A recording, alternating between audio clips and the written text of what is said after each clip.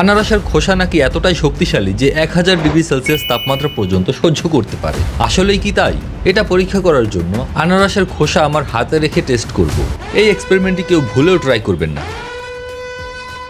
আনারসের জীবন যৌবন চুষে নিয়ে একদম পাতলা করে কেটে নিয়েছি। এই যে দেখুন, খোসা ছাড়া আর কিছুই নেই।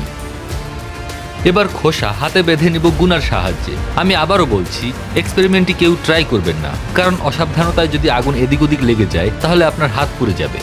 তো লাগানো শেষ, এবার বিউটেন টর্চে আগুন লাগিয়ে পরীক্ষা করার পালা।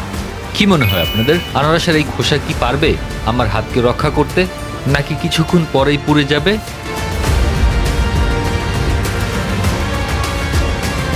এই পর্যন্ত মোটামুটি তাপ সহ্য করে নিচ্ছে, কিন্তু আর কতক্ষণ পারবে? দেখতে পাচ্ছেন খোসাটি একদম লাল হয়ে যাচ্ছে, যেমনটা কোনো মেটালকে তাপ দিলে হয়।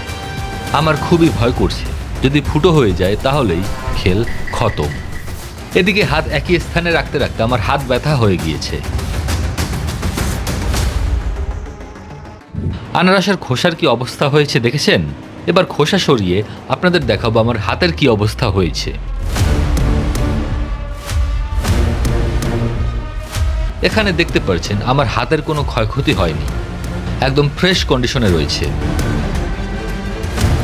আনারসের খোসা আসলে 1000 ডিগ্রি সেলসিয়াস তাপমাত্রা সহ্য করছে না, বরং তার ভেতরে থাকা পানি এবং সেলুলোজ যখন পুড়ে চারকোলের মতো আবরণ তৈরি করছে, তখন সেই চারকোলের স্তর ঢাল হিসেবে কাজ করে সেই তীব্র তাপকে আমার হাত পর্যন্ত যেতে বাধা দিচ্ছে।